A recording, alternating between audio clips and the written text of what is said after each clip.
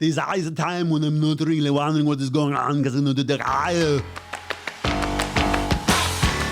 I'm Brodor, and this is Why We Game. This episode's guest is Joel Palmer, the foam forger, the foam smith, the man behind the stick.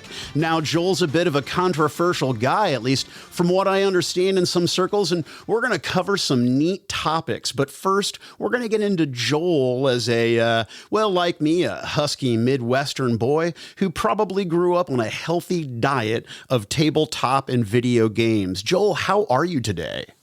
Doing wonderful this winter eve. It is a wonderful winter time here in the Midwest. Did you have to do back-breaking snow shovel labor? Needless to say, there was a lot of snow coming down, so there was a lot of shoveling going on, too. Yeah, it's brutal. And dude, I don't know how old you are, and we'll get into that whenever. You can tell me whenever. But for me, as a 47-year-old man and somebody who's blown their back out pretty bad once, I don't like doing it no more. And I asked some of the neighborhood kids, I've got $20 in my wallet. Dude, why can I not pay you to take this burden from me? It's shoveling snow is a great way to make money. Too many kids aren't really wanting to go out and make money lately, though. Yeah, no, it's the nature of things. And I don't know. I mean, I shouldn't bitch about not working. I'm in a very, very fortunate situation. But yeah, I mean, kids walking down my street literally as I'm shoveling the driveway. And I'm just thinking, dude, when I was your age, I would have walked up to a stranger and said, "Excuse me, sir, would you like me to shovel that for you for, the meager price of X based on what was left to shovel?" But no, just kept walking by with his earbuds in and ignoring me. It's the way it goes nowadays. Yeah, I guess I'm an old man. But anyway, let's talk about you, Joel, and let's talk about you as a young man. So I encountered you on the convention circuit last summer. I happened to be at a LARP event, and Sir Smurf recommended that I track down Joel Palmer since GenCon was running concurrently to this Amped Guard event that I was at. Anyway, couldn't get to face-to-face time with you at GenCon. We met face-to-face at Origins, but you were so busy doing seminars, both for creating foam weapons, but also helping facilitate someone else teaching how to do mail, chain mail, not postal mail. Anyway, you reached out to me and said, "Hey, I'd love to do that interview. I've got some time." And I was like, "Dude, I cannot wait." But let's get into you. Have you always been an Indiana Midwestern guy? I sure have. Born and raised in Indianapolis.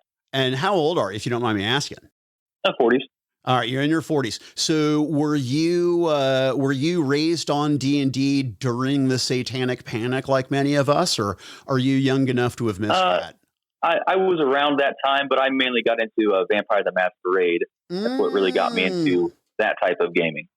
All right. So I remember the Vampire the Masquerade first edition book vividly, that jade orange with all those other that jade green with all of those other deep greens and that rose right in the center.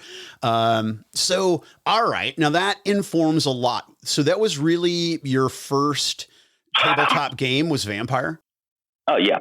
That is interesting to me because every aspect of the hobby has its various subcultures, right? Magic players are a little bit different than the avid board gamers, and tabletoppers have a tendency to kind of run in different circles based on what games they're into.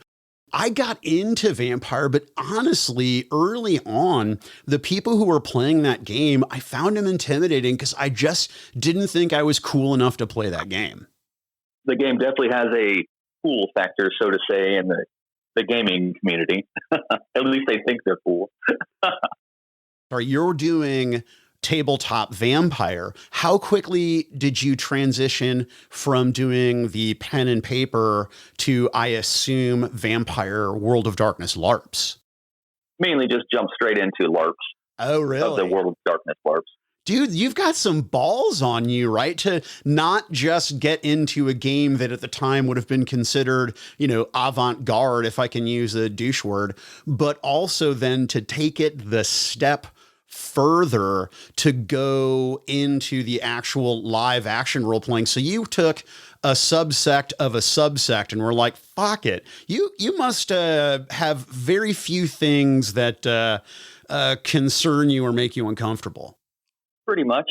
And Indianapolis has an amazing community as far as vampire LARPs and all different types of gaming LARPs and gaming community. The gaming community in Indianapolis is top notch, I would say. Do you? Okay. All right. Well, and I shouldn't ask this on the show and put you on the spot because it's a dick move. But dude, if I could get an introduction to some indie LARP community, I'm in St. Louis. I'm only a few hours drive away. I would love to come and do an interview hodgepodge like I did for the LARPers at the Come Try LARP event. Would love to do that with World of Darkness LARPers. Excellent. Anyhow, I could probably get you involved in some. I would. But go ahead. I would greatly, greatly appreciate it. So you dive right into doing vampire LARP. So then when do you discover the actual stick fighting or foam fighting? Probably around 21, 22. I would throw big house parties, and one of my friends kept telling me to come out to this LARP. And after our party on Saturday, I joined him out there and had a good time. And then the next week I brought 20 or 30 people. We had 6 carloads showing up to the park. And then on, it was just a good time. You never turned back? No, I mean, there was some times that I stopped playing because it just wasn't as social and fun as I was wanting. But it's definitely been an enjoyable trip. So when did you decide to make the transition to actually go to conventions in the Midwest and to teach people how to make their own weapons at cons? The first GenCon that came to Indianapolis, I thought that it'd be a great idea, and I was pretty much building weapons for newcomers into the game anyways. So it was a great transition of, this is something that I enjoy, this is something that I can do, and this is something that I already have all the materials anyway.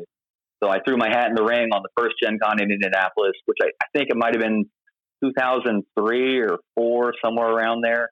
And it's been great ever since.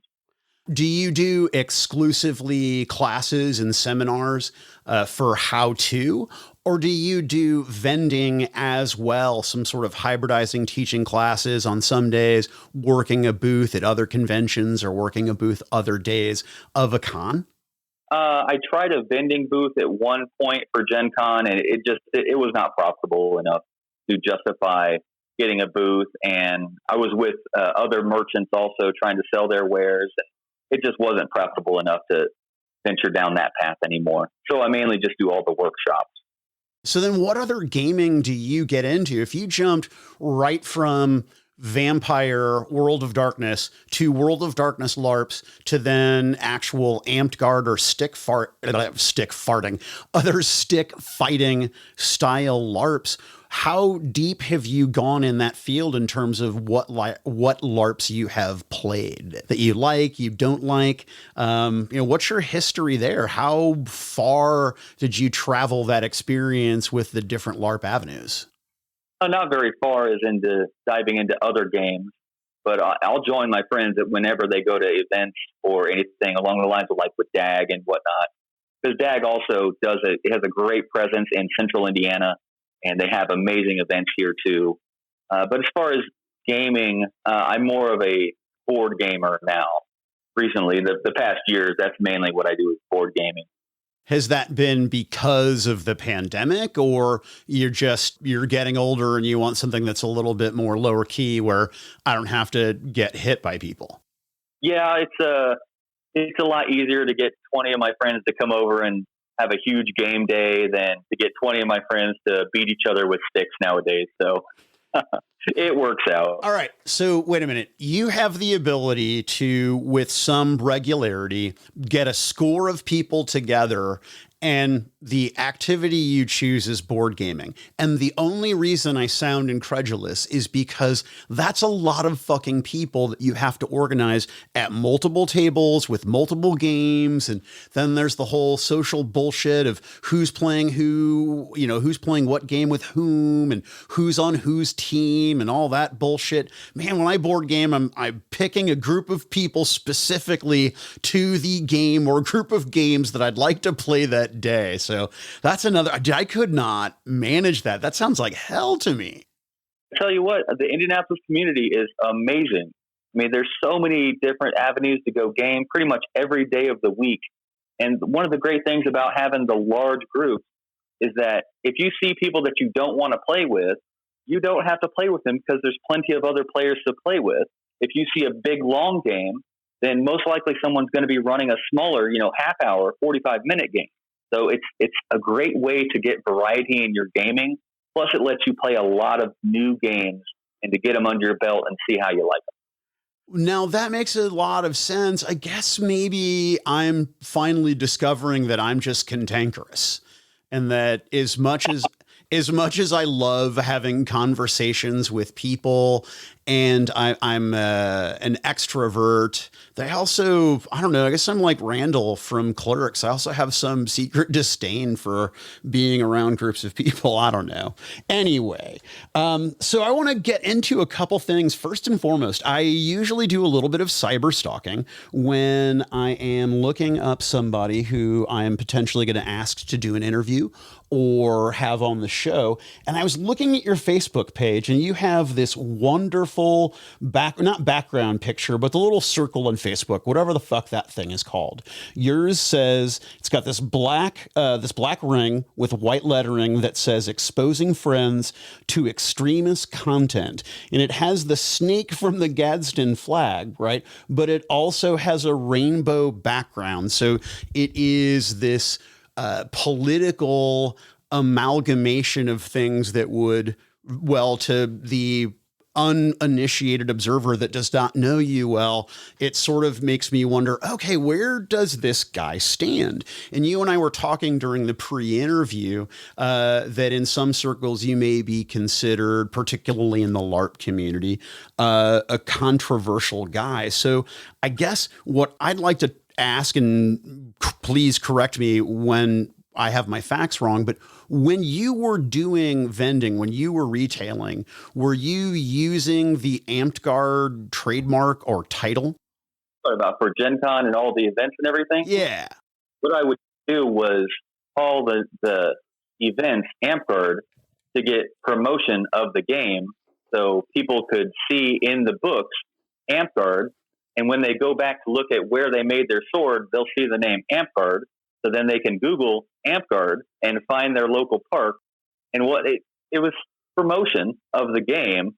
I'm sure that you're going for the trademark infringement that Warlord Sports and yeah. So honestly, Joel, I don't know the story. That's why I was asking about it during the pre-interview. I really don't know what happened. And financially, when you say doing vending at GenCon is impractical, that I totally get. But I know that you have a history with Amped Guard, and I know that at least from one of the perspectives that I researched, you were trying to promote Amped Guard in good faith, or at least that is a perspective that we can take. And so I'm curious, if that's what you were doing, why did it become such a thing? It became a big thing because I was target number one, because a lot of people don't like my politics. I'm a libertarian. I'm socially liberal, fiscally conservative. I'm very outspoken on things that matter to me, and small crowd really doesn't like that. So they want to try to shut down anything they can and try to destroy me. It's the typical tactic that they always use. I mean, we can see it in today, and we can see it 5 years ago. It's just the way it is. I was target number one, and they would do anything possible to try to tear me down. Trying to take away GenCon is one thing that they tried to do, but it didn't affect me all. All GenCon asked me to do was change the name, which I did. Still good to go. So that sounds like, and again, I don't want to mischaracterize things, but it sounds like Much Ado About Nothing, that they serve you with a cease and desist that you can't use the Amped Guard name anymore. And that's that. And even using the Amped Guard name, trying to sell stuff at GenCon still wasn't profitable or practical for you. Yes. When I was selling stuff, when I actually had a booth, I didn't use the Amped Guard name at all, because it wouldn't really benefit Amped Guard for me to have a booth with my name on it. But having all of my events with the Amped Guard name on it that is very marketable for the game that I was enjoying and that I love and that I wanted to promote. Okay, so I certainly had some of my facts, at least from the reading or talking that I had done. I certainly had some crossed wires in the origin of things and when you were or were not using the Amped Guard name. Now, and again, I'm not trying to be a dick, but I've read a lot recently, like about Ernie Gygax and the accusations that Gygax and TSR are making against WotC and what have you. You really do believe that there were people in the industry that, because of you being vocal about a political opinion or social opinions, that they really conspired to get you out of GenCon? Absolutely. I mean, pretty much after the election of 2016, I mean, we can all see that it all ramped up extremely hostile as far as people getting attacked. It's just what happened. Do you have, and again, I'm not trying to sound like a dick, I really am curious. Do you have any evidence that gives you reason to believe that that's what occurred? Or is it just suspicion and circumstantial? Yeah. I mean, you can't really nail them down on anything. So it's all, hearsay. I think that's what happened. But I mean, you can see all the people that they attack. There's a system to their attacks, and there's a system to the way that they try to shut everybody down and cancel culture. It's just what it is. It's their tactic, and it is very successful. Oh shit. I feel like I might be a target now. You could be. Hopefully you won't be. Oh, well, let's see what happens. So the way that you counter that is you just keep doing what you're doing and keep being better than what they do, and just fight back, shove it back in their face and say, no, this isn't the way it happened. You have to take a stand against these type of tactics. If you go silent or you apologize to the woke mob, they're going to keep attacking you. You just have to fight it head on. Politics isn't something that I generally do on the show, but what I will say for myself that I generally find being very socially liberal and fiscally conservative and not a nationalist. And I certainly think isolationism is folly and unrealistic in today's world. But I don't know. I kind of feel like minding my business a bit more. But anyway, who is Warlord Sports anyway? I did not do any digging on them and in their involvement in the situation. I'm familiar with the Warlord card game that Alderac did years ago based on D20, but who the heck are they? So Warlord Sports is a foam company that was around until the guy got banned out of Amped Guard. Then he changed the name over to, I think, Optimus Sports or something along those lines.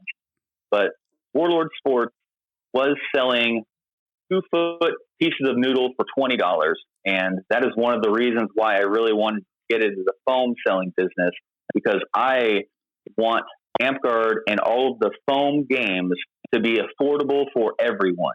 Because when I came in, I was coming in with a lot of friends that could not afford anything, let alone $20 for a piece of foam. So shutting him down was one of the main reasons for me to get into the foam selling side of things, and to make sure that Amped Guard is affordable to all gamers, not just rich ones, and to make sure that there's more gear on the field for more people to come out. Because if a large group of kids come out to a park and there's nothing for them to use, that's a sad time. If you have more gear on the field for loaner gear and cheap stuff that you can make that is suitable, then it brings more people into the game. It makes the game much more affordable to the average person that will and can play the foam fighting games. Warlord Sports was super shitty when I came in and started selling my black foam tube for dirt cheap. I sell my 4-foot sticks for $3 a piece if you buy in bulk. And they were quite mad.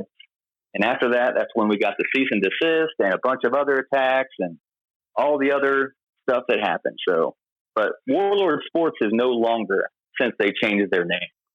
Despite the fact that what happened with Warlord Sports, and despite the fact the cease and desist from AmpGuard, you obviously are still very involved with LARP communities to this day. So despite the fact that it did whatever impact that it had on your reputation, you obviously still have your friends and your supporters. So I suspect that you don't find yourself without events to attend. That is correct. Something that, and again, I don't want to gossip or get into the specifics, but I am curious. Something that I have noticed attending the few LARP events that I have and speaking with a variety of different LARPers, there seems to be drama in the community for two reasons. One, there seems to be a lot of politics in the power structure of organizations. Let's go to that first and dig into that. So how much politics do you find in LARPing? Am I misinterpreting something? Is this just, this is how it looks to the outsider, but it really isn't that bad? There is a lot of politics in LARPs, and a lot of it is they're all gamers. There's a lot of power gamers who want to control everything, and the politics of the game is the next step that they can control and do things in this game. Because a lot of people, the LARP that they choose, that might be their only thing that they do for the whole year. They go to work, and then on the weekends, they go and LARP.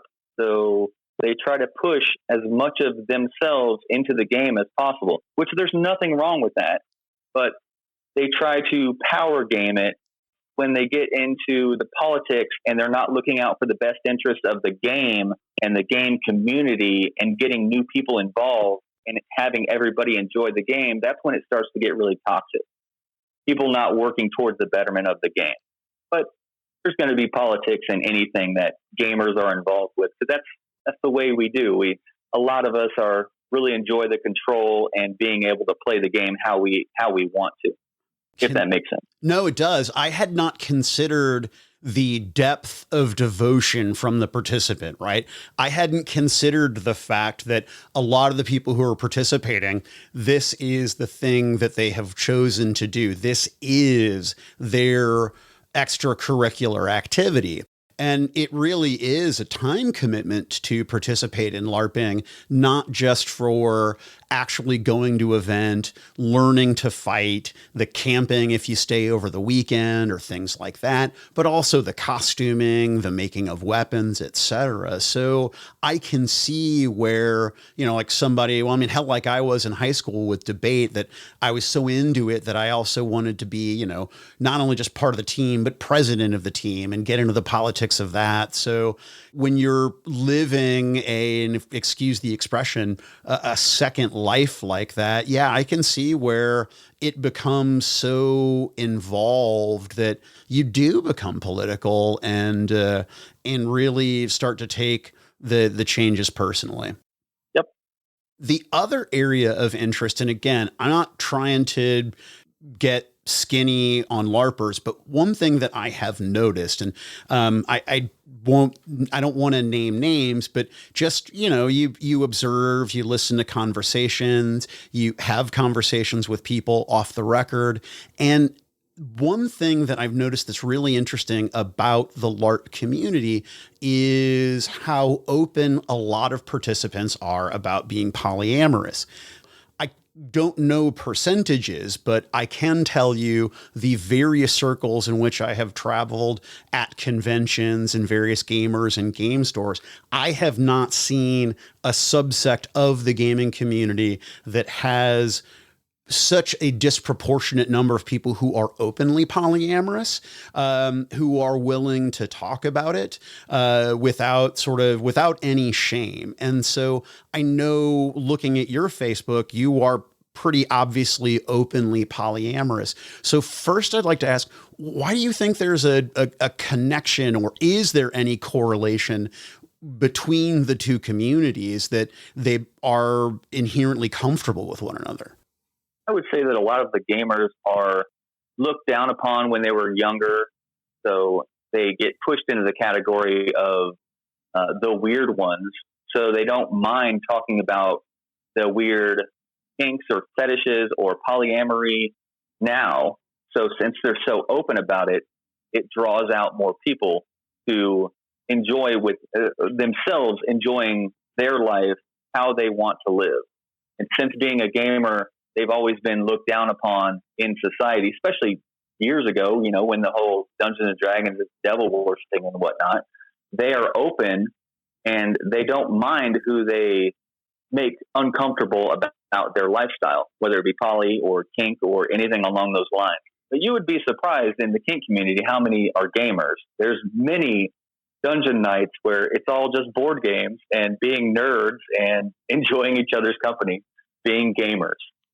I know a number of people who are in what would be considered untraditional relationships, and I know them all through the gaming community and not vice versa.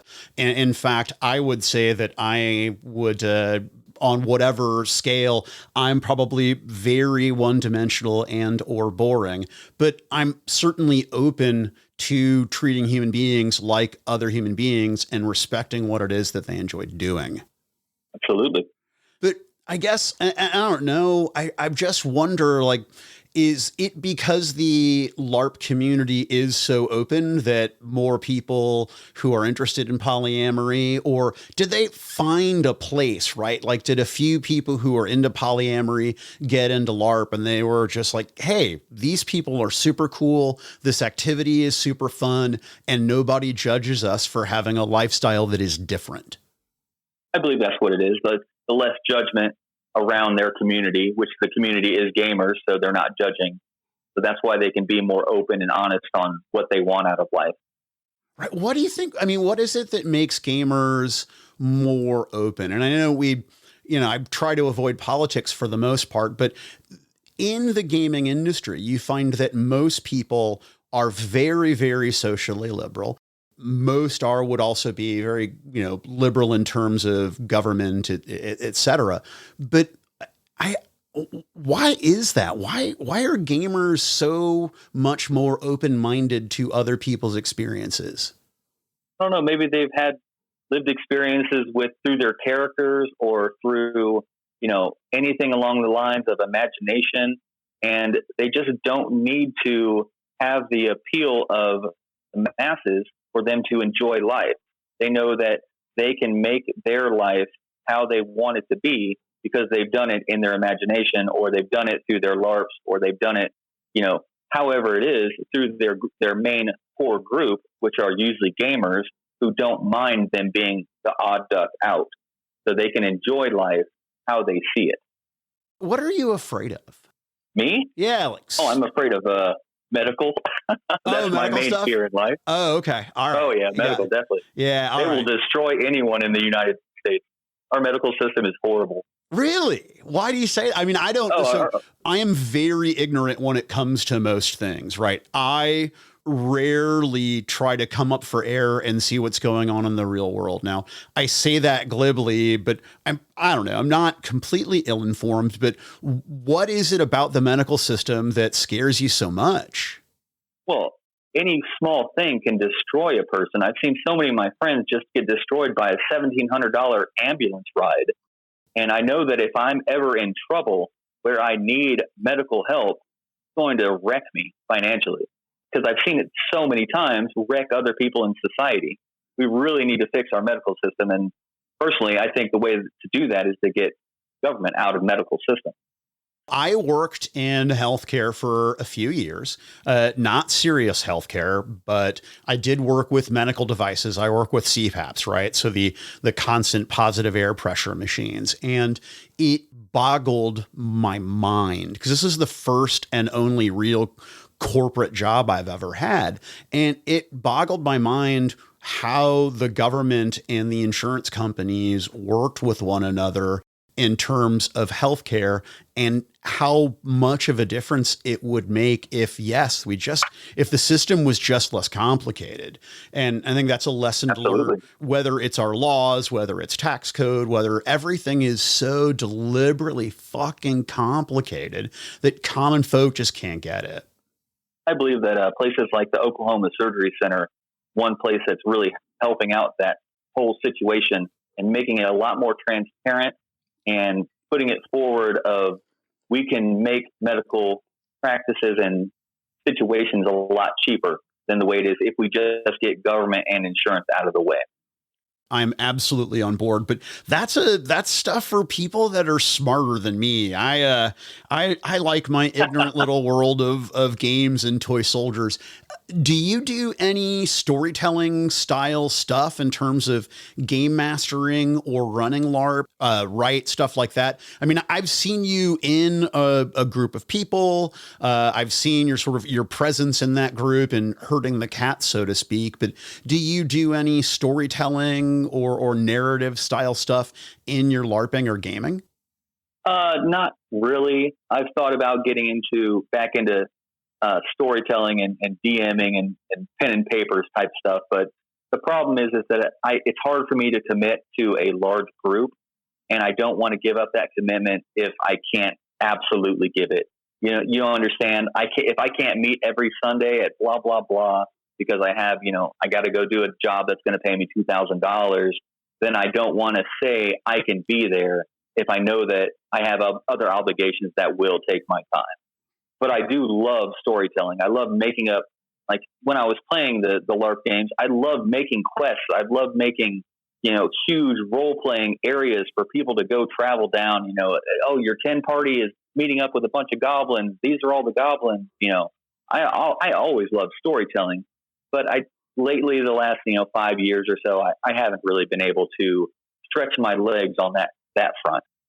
So then what do you do exactly with your LARP activities? When you're gaming, what gaming are you doing currently? And I know it's hard, besides board games, obviously. When you're doing LARP, is it not narrative driven? I guess that's what I'm curious about. Do you mostly do, if you're out with the foam swords and your friends, are you just fighting or crafting or just proselytizing the hobby? Well, I haven't been really LARPing much at all lately, and that's age and time commitment and whatnot. But when I was involved in LARPs, I would love to do all the quests. I would love the monster. I would like to build quests.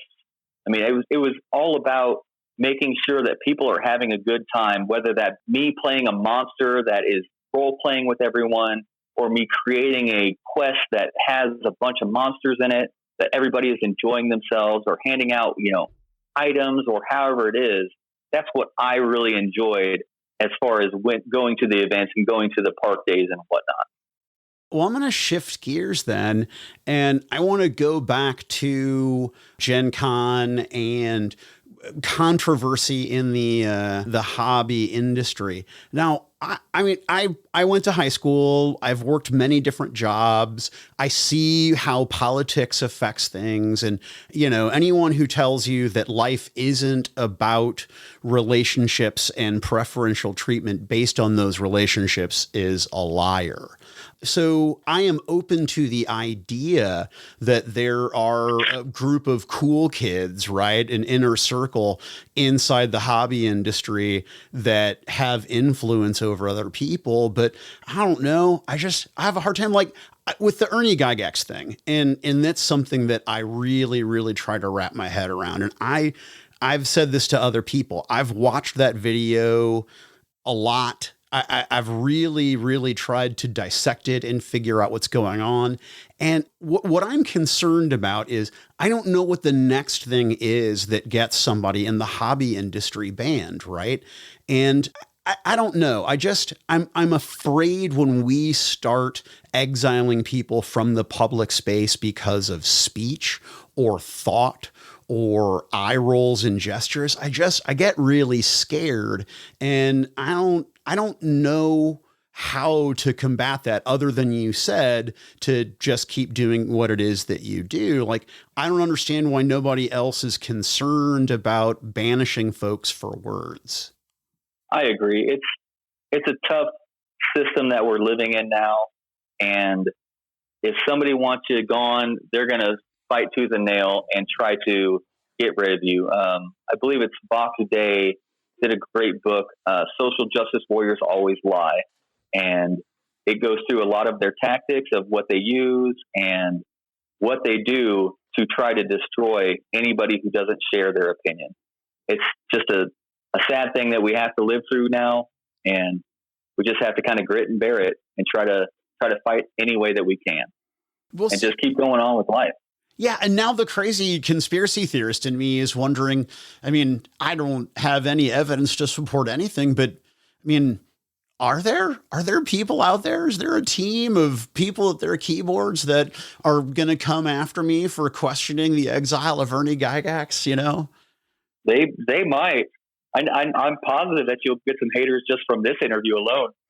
Okay, let's drill down into that. You're a controversial figure because you're opinionated, but I mean, that can't be it, right? That cannot be the thing. Because you have opinions that are controversial, people want to destroy you. Like, the fuck did we get there? Well, it's also, I'm successful not only at GenCon and pushing the gaming, I'm successful at that. I'm successful at life. And there's a lot of, bluntly put, the hate the rich type crowd who also want to hate me for that. So my opinions and being a successful person in the gaming industry, even though I don't share their opinions, it's just stacked on top of each thing just to piss them off even more. So you can only combat somebody who is pissed off so many times. You can't really do anything to counter their feelings. So it is what it is, unfortunately. But the thing is that the hobby is so disproportionately progressive in thought. Like, there's so few people who I think openly express an opinion that is different from the very liberal majority that, like, can we just leave those guys alone? Isn't there no space for them? That would be nice. But I mean, you said it earlier.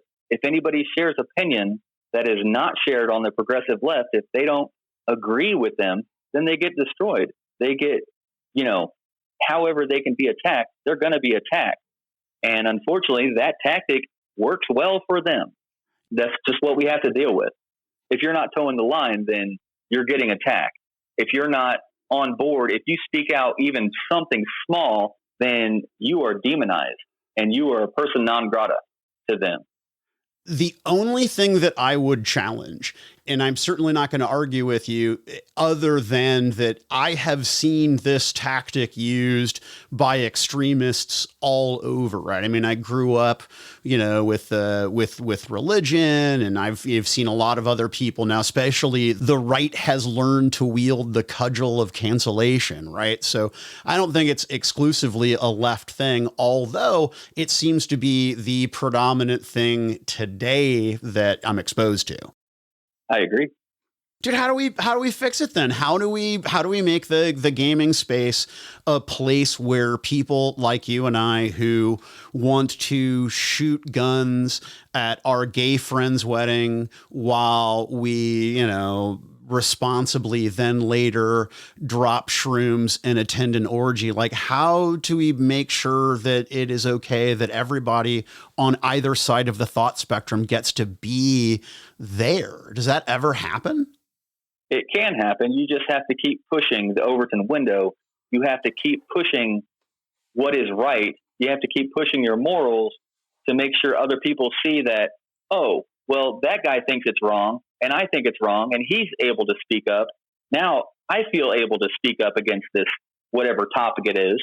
So you being vocal is a huge part to getting things out. Like in the gay community in the 90s, the way that the gay community was embraced is that gay people started coming out in droves and saying, I'm gay.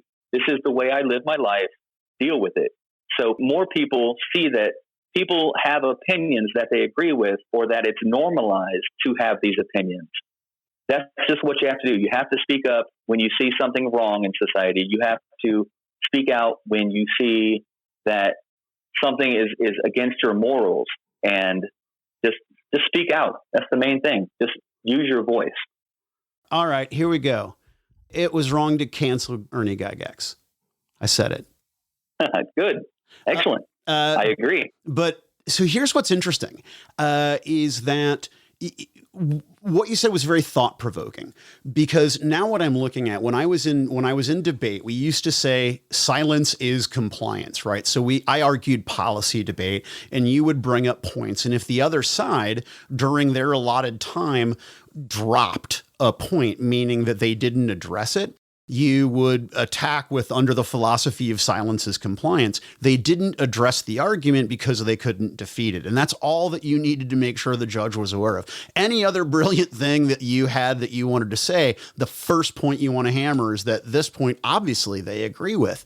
But then there's this movement today that silence is violence. So it's almost like one side is telling you you're not allowed to even keep your mouth shut. You must express an opinion, and you must express the right one. Yeah, it's bullying. It's bullying opinions to make people hear them. Oh, man. Boy, I'm going to get some blowback from this one, Joel. Thanks. This has been You great. absolutely will. At least you'll get some good numbers of viewers. Yeah, well, they say it is controversy. It is, half the people who tune in love you and half the people who tune in hate you. And that's the place that you have to be. But I will say, and I don't know, maybe this will be my line in the sand when it comes to gaming, I am happy to see that people are starting to wake up and say, you know what, maybe we shouldn't destroy every human being with whom we disagree. Maybe somebody having a different opinion is okay, and there's a space for them. But, you get into like the Neil Young thing, right?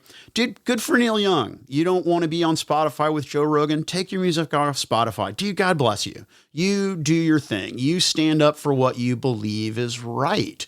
But I lose sleep over living in a world where, I guess, here's how I'll put it, is technology was the thing that my grandma and my great grandma must have marveled at the rapidity at which it changed.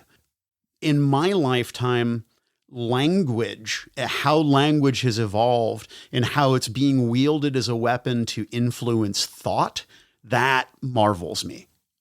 Absolutely. I totally agree.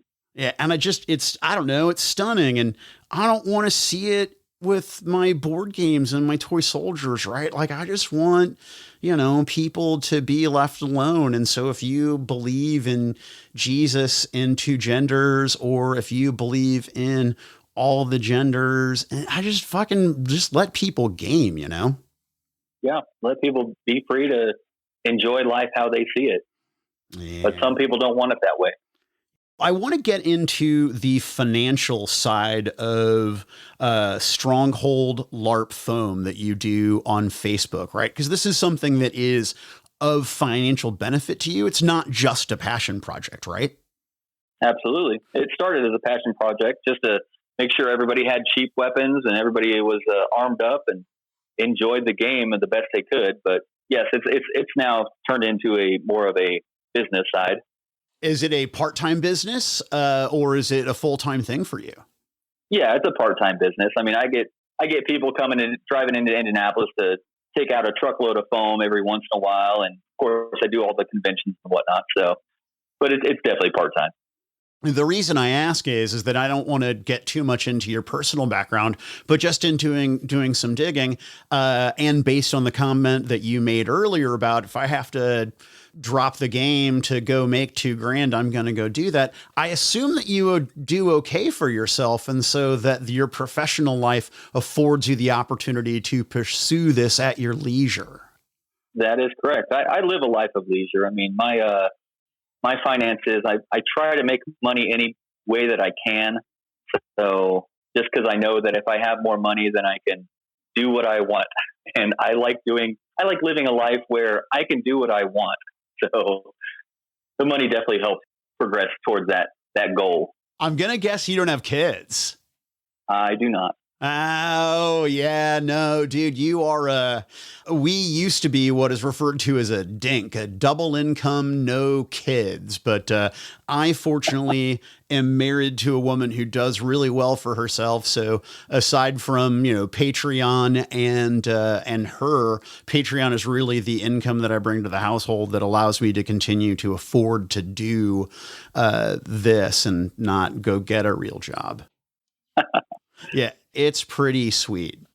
All right, so Stronghold LARP Foam is where people are going to be able to find your product and interact with you. So is there a store there? Because I'll be honest with you, I don't know how Facebook commerce works. There is a Facebook commerce store, but mainly just when people want to come down and get some foam or bamboo or shield blanks or anything along those lines, they just get a hold of me and I meet them at my warehouse, and then they load up their trucks and go. What's the bamboo for? Like okay, so is that just the inner core for the weapon or? Yes, pretty much once you get anything over 4 foot, you want to use bamboo or any like the flagpoles, the really strong kite bar core. Okay. So I use it for any of the 12-foot poles or 10-foot pole arm type weapon. Is that a common technique? This is the first I've heard of anybody using bamboo, but I've never really inquired either. Yes. You pretty much want to use bamboo. Anything, it's really hard to get any kite bar or flagpole over 8 foot. So if you're going to go anything over 8 foot, you want to use bamboo. Plus the flagpole is going to be around $40 for the core, which a bamboo is only $10 for a core. So it really depends on your fighting style and what game you're using. A lot of the DAG players do only use up to the 8 foot, so they can only get the 8 foot for the flagpoles because their game is so hard and harsh on the weapons. I have not had the opportunity to go see a DAG event, but I want to because it sounds fucking savage. DAG events are amazing, and they have amazing after parties, and the social aspects of the DAG events are amazing. If you are looking for a LARP game, DAG is definitely a really fun time. There's a lot of traveling for the big events, but it's definitely a fun event that you're going to be going to. I want to go and see a DAG event specifically because I know, based on what I've learned from Amped Guard players, how different the combat is in terms of the allowing of shield kicking and grappling, disarming. And I'm like, oh my God, it sounds amazing. It is a lot of fun. And if you like rough fighting, you're going to like DAG a lot more than Amped Guard. Yeah, maybe 20 years ago, but at damn near 50, that's not my bag, man. But I'll go with a camera and a recorder for sure. That sounds fantastic. Well, Joel, thank you so much for being on the show. Again, I just want to plug one last time on Facebook, Stronghold LARP Foam. But in addition to doing the foam sales and the seminars yourself, Joel, I understand that you are looking for volunteers to help you out at some conventions this year. So what precisely are you looking for, and what kind of compensation are the people who are helping you out going to receive? So mainly anybody who comes and helps me out is I set them up with a hotel and a badge and food, and all of their everything is covered. What I'm mainly looking for is both GenCon and Origins, which I've done GenCon for more than 10 years. For Origins, I've done more than 8 years. They give me a large area and let me pretty much run all of my events. So if somebody, let's say, wanted to do leatherworking or a belt braiding class, I would let them use my area and tie them in with all of my events where I'll buy all the materials and they'll show up and teach, and then they can enjoy the whole convention after they're done with their classes and enjoy that type. I'm also looking for other conventions to branch out to, and I'll pretty much go anywhere as long as there's at least 1,000 attendants. That's my main cutoff for how I can make it worth it so that I can at least cover gas if I barely get any sales or whatnot. But I'm looking for people who want to join me in all of my events and other conventions. You ever heard of a little con called Archon in Collinsville, Illinois? I have not, but there are so many amazing conventions in the Midwest that just every time I see a new one, it's like, man, that looks awesome. How have I not heard about this? But yeah, there's so many amazing conventions all over. Yeah, there's a lot of great options. Well, I'll definitely, if I hear anything, I mean, I don't know a lot of people that are that crafty because I don't know personally or closely too many people in the LARP community that do those activities. But if you are listening to this episode and you want to help Joel out, please reach out to him, and hopefully maybe I'll run into you at one of the aforementioned conventions. Joel Palmer, it has been a pleasure. I'm titillated about the amount of blowback that I may or may not get from this episode. We'll see what people have to say and see how irritated they are by an expressed honest opinion. Thank you so much, man, for your time. Definitely. I appreciate it, sir. And you have a wonderful day. And this has been Why We Game, this episode's guest, Joel Palmer. I'm Brodor. I do all the editing. The music was done by 99 Instrumentals. Don't fucking at me because I think differently than you do. And remember, folks, the only crime worse than speech crime is thought crime.